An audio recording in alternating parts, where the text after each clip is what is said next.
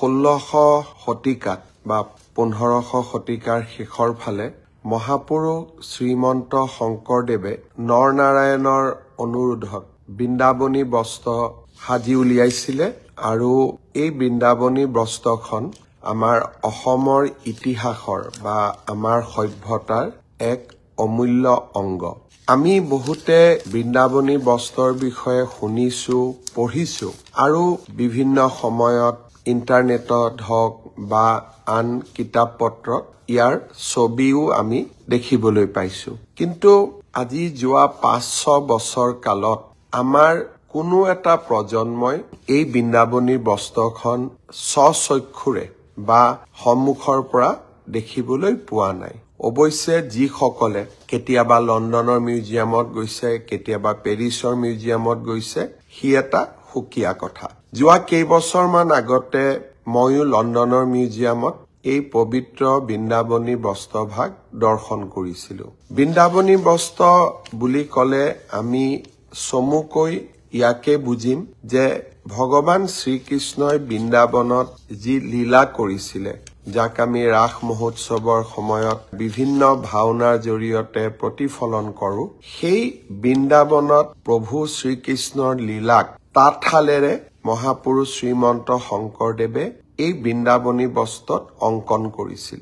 বৃন্দাবনী বস্ত্ৰত বকাসুৰ বধ, কালিয়া দমন, এই গোটেইবিলাক ঘটনা ইমান ধুনীয়া নিখুঁত চিত্ৰৰে সৈতে মহাপুৰুষ গৰাকীয়ে অংকন কৰিছিল যে তাক আমি নেদেখিলে আমি বুজিব নোৱাৰো ই আমাৰ কিমান ডাঙৰ এক অমূল্য সম্পদ। কালক্ৰমত এই বৃন্দাবনী বস্ত্ৰ তিব্বতলৈকে যায়, তিব্বতৰ পৰা লণ্ডনৰ মিউজিয়ামত কিছু অংশ আহি পৰে, কিছু অংশ পেৰিছৰ মিউজিয়ামলৈকে যায়, কিছু অংশ আমেৰিকাৰ বষ্টনৰ মিউজিয়ামত আছে আৰু কিছু অংশ আমাৰ আমেৰিকাৰ লছ এঞ্জেলেছ মিউজিয়ামতো বৰ্তমান আছে।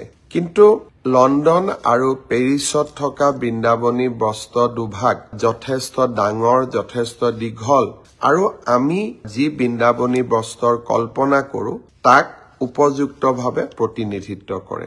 বহুদিনৰ পৰা মোৰ মনত এটা ইচ্ছা আছিল যে এই বৃন্দাবনী বস্ত্ৰভাগ এবাৰ আমি অসমলৈ আনিব পাৰো নেকি। সাধাৰণ যি জনতা কেতিয়াও লণ্ডন মিউজিয়ামত যোৱা নাই, পেৰিছ মিউজিয়ামত যোৱা নাই, আমি কোনেও ইয়াক দেখা নাই। ক'ব গ'লে আমাৰ বহু প্ৰজন্ম এই বৃন্দাবনী বস্ত্ৰভাগ নেদেখাকৈয়ে এই পৃথিৱীৰ পৰা আঁতৰিও গৈছে। আমি অসম চৰকাৰে অসমৰ সভ্যতা সংস্কৃতিক লৈ সদায় সজাগ আৰু আপোনালোকে দেখা পাইছে কেনেকে আমি 400 বছৰৰ জন্ম জয়ন্তীক লাচিত বৰফুকনক বিশ্বৰ বৰসভাত চিনাকি কৰি দিয়াৰ প্ৰচেষ্টা কৰিছিলো। গুৰুজনাৰ জন্মভূমি বৰদোৱাক আমি কেনেকৈ সজাই পৰাই তুলিছো। চৰাইদেউ মিউজিয়ামলৈকে বিশ্ব ঐতিহ্যৰ স্বীকৃতি, অসমীয়াক ধ্ৰুপদী ভাষাৰ মৰ্যাদা, লোকপ্ৰিয় গোপীনাথ বৰদলৈ এক নতুন ৰূপত গোপীনাথ বৰদলৈৰ আদৰ্শক আমাৰ নৱপ্ৰজন্মৰ মাজলৈ লৈ অহা আৰু বিহু ঝুমুৰক কেনেকৈ আমি ৰাষ্ট্ৰৰ মঞ্চলৈ লৈ অহাৰ বাবে নিৰন্তৰ প্ৰচেষ্টা চলাই আছো। অসমৰ সভ্যতা সংস্কৃতিক নৱপ্ৰজন্মৰ মাজত জীয়াই ৰখাৰ বাবে আমাৰ অবিৰত প্ৰয়াস আৰু প্ৰচেষ্টাৰ আন এটা অংশ আছিল যে আমি কেনেবাকৈ বৃন্দাবনী বস্ত্ৰভাগ অসমলৈ লৈ আহিব পাৰো নেকি। অহাকালি লণ্ডনৰ মিউজিয়ামৰ লগত আমাৰ আলোচনা আছে। JSW গ্ৰুপ, সজ্জন জিন্দাল তেখেতে এই গ্ৰুপটোক অনাৰশ্বিপ কৰে। তেখেতৰ মাক অসমৰ আছিলে, তেখেত বৰ্তমান হাৰিয়ানাৰ বিধায়িকা আৰু সজ্জন জিন্দালৰ অসমৰ লগত বৰ্তমান কোনো ব্যৱসায়ো নাই, উদ্যোগো নাই। তেওঁলোকে আগভাগ লৈছিলে যে লণ্ডন মিউজিয়ামৰ লগত অসম চৰকাৰক প্ৰত্যক্ষ সম্পৰ্ক কৰোৱাই দিয়া আৰু তেওঁলোকে দায়িত্ব লৈছে যে লণ্ডনৰ মিউজিয়ামে বিচৰা ধৰণে তেওঁলোকে অসমতো এটা মিউজিয়াম বনাব। এয়াৰ কণ্ডিশ্যন, টেম্পাৰেচাৰ গোটেইবিলাক থাকিব লাগিব, কাৰণ 500 বছৰৰ পুৰণা টেক্সটাইল এটা এতিয়া বহুত সেনচিটিভ। অকণমানো যদি গণ্ডগোল হয় বস্ত্ৰভাগ জহি খহি যাব। এই গোটেই কথাবোৰ পৰীক্ষা কৰি বহুত চিন্তা কৰাৰ পিছত মোক লণ্ডনৰ মিউজিয়াম কৰ্তৃপক্ষই অহাকালি মাতি পঠিয়াইছে। ভাৰতৰ আমাৰ ৰাষ্ট্ৰদূত গৰাকীও ইয়াত ইনভলভ আছে। ভাৰত চৰকাৰ প্ৰধানমন্ত্ৰী ডাঙৰীয়াই এই বিষয়ে খবৰ ৰাখিছে। যদি মহাপুৰুষ গৰাকী আশীৰ্বাদ দিয়ে, গুৰুজনাই আশীৰ্বাদ দিয়ে, অহাকালি হয়তো আমি এখন লণ্ডন মিউজিয়ামৰ লগত বুজাবুজিৰ চুক্তি স্বাক্ষৰ কৰিম যে 2027 চনত আমি বৃন্দাবনী বস্ত্ৰভাগ অসমলৈ আনিম। চুক্তি স্বাক্ষৰ হ'ব। 2 বছৰ আমি এই মিউজিয়ামটো বনাব লাগিব। খানাপাৰাত তাৰ কাৰণে আমি মাটিৰো আবলটন দিছো সাংস্কৃতিক বিভাগক। জিন্দাল গ্ৰুপে সজ্জন জিন্দালে তাৰ পুঁজি দিব, তেওঁলোকে চাই দিব, তেওঁলোকে বনাই দিব, কিন্তু মিউজিয়ামটোৰ স্বত্বাধিকাৰ অসম চৰকাৰ হ'ব।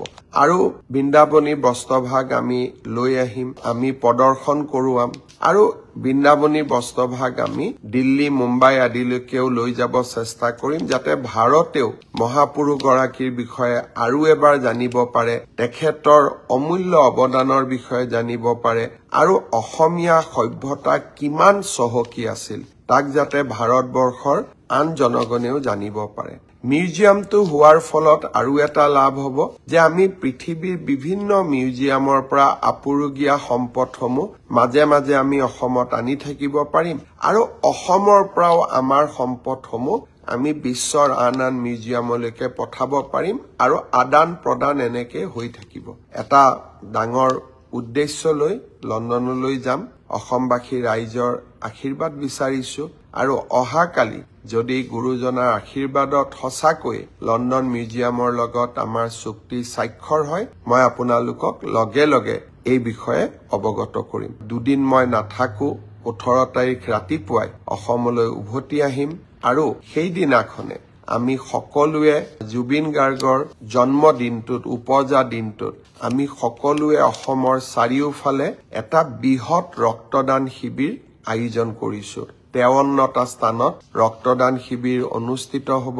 আমাৰ ভাৰতীয় জনতা পাৰ্টি, BPF, AGP, UPPL আৰু সদাশয় সকলো ৰাইজকে এই ৰক্তদান উৎসৱত বা ৰক্তদানৰ কাৰ্যসূচীত আমি যোগদান কৰিবলৈ অনুৰোধ কৰিছো, যাতে আমি খুব বিনম্ৰতাৰে সৈতে জুবিন গাৰ্গৰ জন্মদিনটো পালন কৰিব পাৰো আৰু সেই উপলক্ষে মই চেষ্টা কৰিম যে মই 18 তাৰিখে যাতে উভতি আহিব পাৰো আৰু আপোনালোকলৈকে এই ভাল খবৰটো কঢ়িয়াই আনিব পাৰো।